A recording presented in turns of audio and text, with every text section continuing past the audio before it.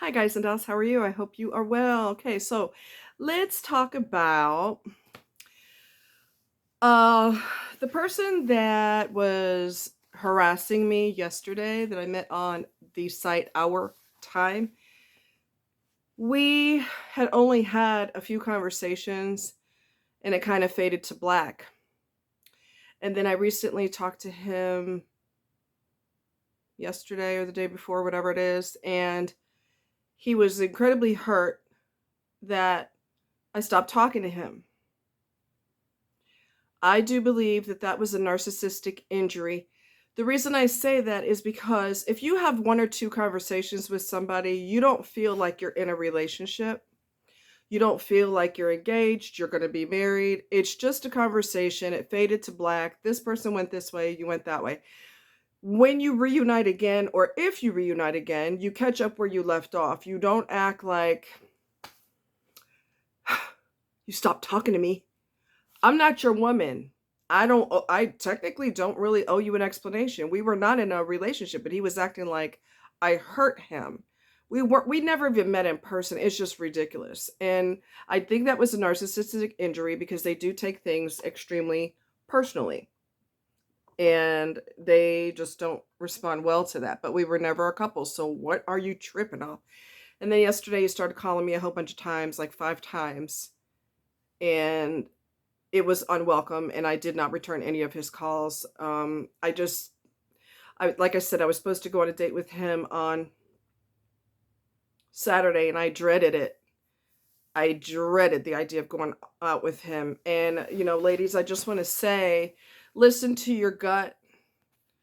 If you're supposed to be kind of looking forward to going out with somebody, if you're not, and something in you goes, you don't want that. You don't want that. Pay close attention to that. That is your internal alarm system telling you back off of that and back off of it now. Make sure you listen to that. All right? Okay.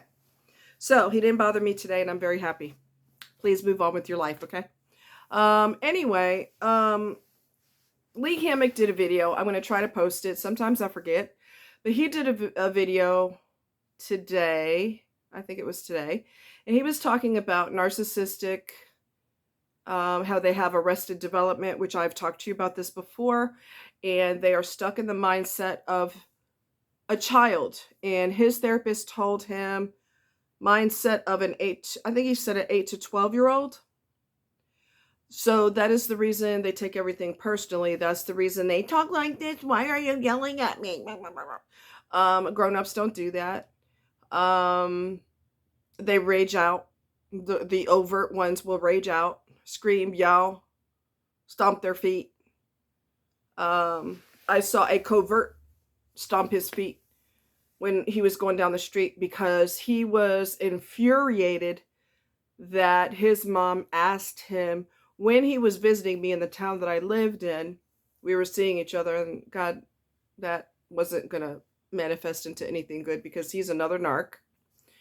Anyway, his mom asked him, "Can you pick up some videos for the kids, grandkids?" You don't ask him about his money, that's his. And that is typical mentality of narcissists. My money. My money. I don't care what our relationship is. I don't care if we were married 15 to 20 to 30 years. That's still my money. The law doesn't see it that way, so screw you. Anyway, so he said he would get the videos for the grandkids, and then he was basically very angry about it because he didn't want to spend his money for them. Now, knowing his mom, who had her own share of issues, but we won't go there right now, she would have probably given him the money back. Like, when you get back to the house, I'll reimburse you for whatever you paid. Because she's just that kind of person. But the fact that he had to part with his precious money threw him into a tizzy. And he literally, he's got a bad knee. That did not stop him from stomping down the street. And you know how you walk with your arms, you go back and forth with your arms? His hands were doing this like the doggy paddle. I talked about this in another video a while back. So his hands are doggy paddling. and he's stomping his feet, and I'm just staring at him like,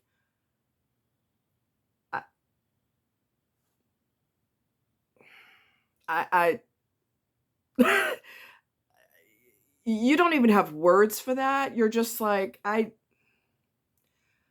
confused. Like, I thought this person was an adult.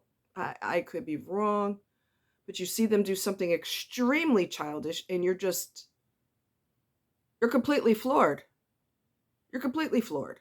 Anyway, so yes, they do some extremely childish things because experts believe that their mind, their brain has gotten, it basically stopped during the time of the trauma. When the trauma started, it's basically, it caused arrested development. I can't not talk today. Arrested development. So the body will grow, but the mind does not. So the mind stays frozen at 6, 7, 8 years old, or whatever the age is. The brain gets stuck there. And I told you all that I don't have anything to show. Like, if a person is, this is, okay, so this is them going on their toes. When I raise up, that's a person going on their toes. Hippie did that. He was singing some kind of silly song, and he goes up on his heels and down. I mean, up on his toes and down, up on his toes and down, up on his toes and down, like this. And he was singing this silly song, and it was something that I have never in my life seen an adult do, but you're looking at a child right now. That is the child. Grown-ups do not dance on their toes. Up on the toes and down, up on the toes and down, up on the toes and down. That's not something adults do. He's a child. Narcissists are children. They are stuck in a mindset of when the trauma started. Okay, that's what they believe anyway. Yeah. So it's almost like their brain went into a super freeze mode. Like, what is happening? It's really alarming to watch. Very, very, very alarming to watch. Another thing that people need to realize, and y'all probably do realize it unless you're learning about narcissistic abuse. If you had parents that were abusive, neglectful, physically abusive, psychologically abusive, verbally abusive, overindulgent, you're going to be subconsciously, not consciously, but subconsciously drawn to people who are narcissists.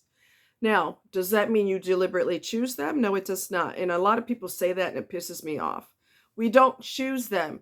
Those of us that have grown quite a bit through all of that, and we've been to therapy, and yes, I've been to therapy, and I coach other people. Those of us who have been through it, we're not drawn to people like that on a conscious level, but that person also does not reveal that they're a snake right away. They're not going to say, "Hi, Tranquility. My name is Hippie, and I'm a piece of shit. And I have manipulated my ex-wife. I've manipulated everybody. I'm a piece of garbage. I'm a sneaky ass, defiant son of a bitch. Would you like to go out sometime? We could have a nice romantic date, and I could fuck your brain while we're on the date. Wouldn't that be fun?" Nobody does that. So I really want people to stop saying we deliberately choose that or we're drawn to people who are snakes. They hide it well. They hide it well. But what I was going to say is, if you've been abused by your parents or your caregivers growing up, and you've been abandoned, okay? When you get with a sick person, a very toxic, sick person, and you end up either abandoning them or they betrayed you, so you felt like, I have no choice but to get away from you because you're toxic, you're sick, I'm gone. when it ends, you can get flashbacks, not necessarily obvious flashbacks, but you get pain that's hard to recover from because your parents were like that. So it's a trigger. And it may take a while for that trigger to reside, to calm down. Okay? Because you grew up with this shit. You've been through this in multiple relationships, so-called manipulationships. You've been through this over and over and over again. So every time you go through it, it's like ripping the scab off again, and it's raw and pink underneath, and it starts bleeding all over again. And so it takes time to fix that. It takes time to, I don't want to say fix it. It takes time to recover from that. Because here we go again. This isn't an unusual situation to be in. Here we go again. For the 150th time. Another snake. Another person who's stabbing you in your brain. Another person who's telling you that up is down and the sky is actually purple. The fact that you don't see that the sky's purple tells me something's wrong with you. This is the type of shit that they pull. Okay? Yeah. You question your own reality. Even though you know how it went down, they're going to tell you that's not what happened. I was there. I was there for you. When you know damn well they weren't. So it's like, that's the best description I could give. It is like ripping off the scab each time. No matter how many times you deal with it in your life, it always brings you back to the parental abandonment and the pain of that. So it takes a lot longer to heal from because, those of us who've been through it over and over and over and over and over again, and I could go on and on and on with over and over and over and over again, it just takes a long time to heal because here we go again. Here we freaking go again. Really? And then you have images of that person getting beaten up and you feel good. You feel a sense of relief. Well, you've been needing that ass whipping for a long ass time, bitch. It's kind of like takes the pressure off when you imagine them getting their ass beat. I'm just telling you, I'm not a violent person, but again, if somebody deserves to get knocked out, hey, I'm surprised nobody knocked your ass out a long time ago, truth be told. Because some guys, they're protective of their daughters. And when they know that you deliberately mind screwed them, he's going to want to blow your head off with a shotgun. You shouldn't be shocked. You should not be shocked that somebody wants to protect their daughter or their niece or their aunt or even their mom. People are going to want to fucking hurt you. That's just reality. And if none of them have, I'm sure some of them have gotten their just desserts. But if they've lived this long without catching an ass whipping, they need to fall on their knees and thank their lucky stars. But karma's waiting.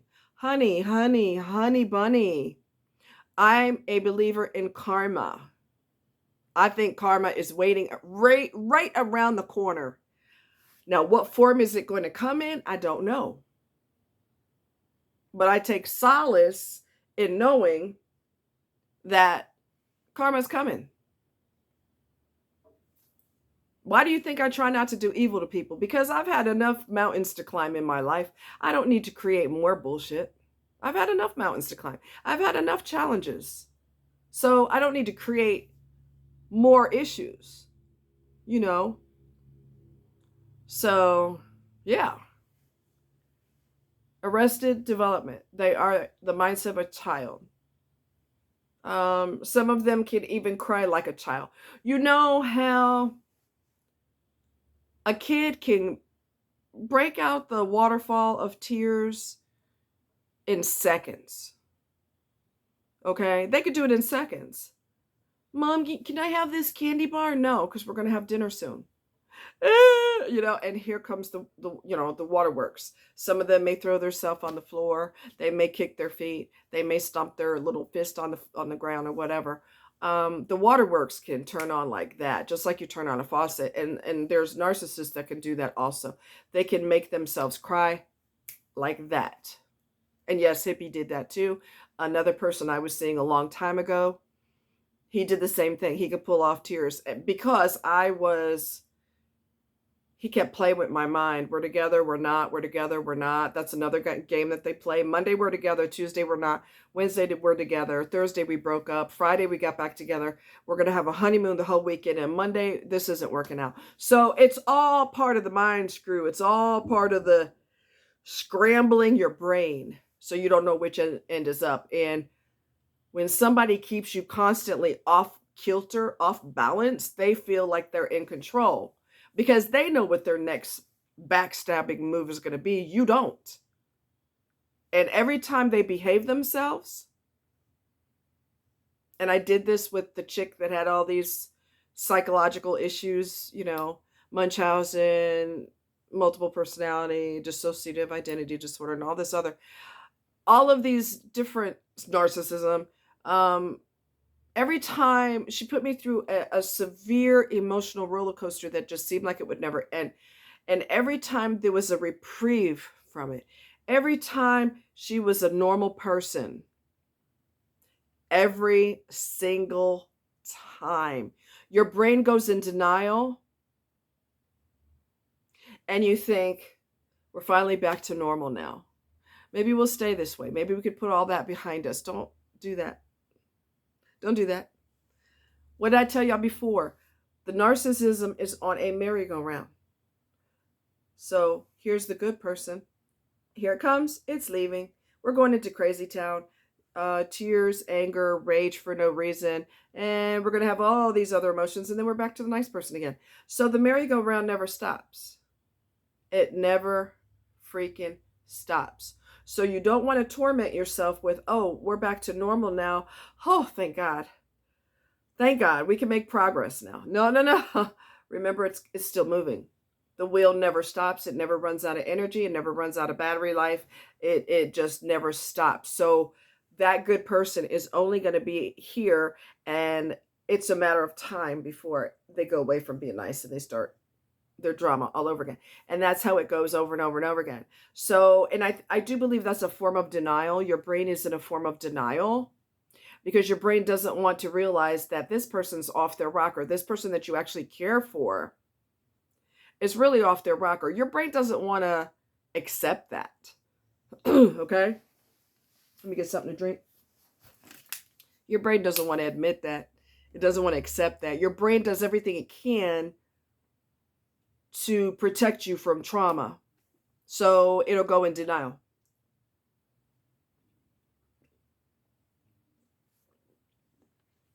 Every single time, your brain will go into denial. So it's kind of like a trauma, a physical trauma, You had this thing happen to you. The extent of the damage, your brain knows that something really bad happened to you. But then it goes, yeah, but that's bad. And I can't think about that right now. So your brain shuts it down. That's why during traumatic situations, there's gaps in your memory because you don't always remember. It's like your brain, it's natural for your brain to shut that down, shut that away. And I think your brain does that too when the person's at the nice page and then all the crap they did in the past, you push that away. Because it's too painful for your brain to handle, especially if you care for that person. Your brain goes, no, that can't be how it's gonna be from now on. That person can't be capable of that, are they? No, we're on the good page now. We're better. No, you're not. No, you're not. No, you are not. No, you're not. The wheel, the Ferris wheel, merry-go-round, never stops. Never. It never stops. It keeps going and going and going. So we're at the nice page now. Don't get comfortable with that. We're going away from the nice page and we're going to slowly or quickly go into crazy town. That's the way it operates. Like I said, the energy never dies. The electricity never quits. The batteries never quit. The machine never breaks down. The merry-go-round never breaks down. It constantly goes. It would never stop. It will never stop. It will never stop. So yes, you feel a sense of relief because we're finally being decent to each other. There's no rage attacks for no reason. There's no tears for no reason. There's no manipulation. We're actually normal. Whew. No. Don't get comfortable with that. Don't get comfortable with that. Don't get comfortable with that. Changes are coming, and they're not for the good. So you got decisions to make. Do you want to continue to be friends with this person? Do you want to continue to be engaged to this person? Do you want to continue to be married to this person? Do you want to continue to be best friends with this person? Because you care a hell of a lot more about them than they ever cared about you. And you are not to ever take that personally. I don't want you to ever think, well, maybe I'm not a good person. Maybe everything they said about me is true. Maybe people don't like me. Maybe I do have too many flaws to be tight with somebody. Maybe I've got issues. Don't you let them poison your brain like that. Don't you dare. They chose you because they saw something that they loved and they were drawn to it like a moth to a flame. So don't you dare second guess who you are and what you're all about, because you know better than that. You've got friends, right? You've got best friends, right? You're close with your family. Your auntie, I don't know, Auntie Jane is your favorite aunt. She loves the heck out of you. When she bakes cookies, you always get an extra one. Somebody cares about you and somebody loves you. So don't you dare, don't you even let somebody talk you out of the good person that you are and try to convince you that you are the problem. Nobody likes you.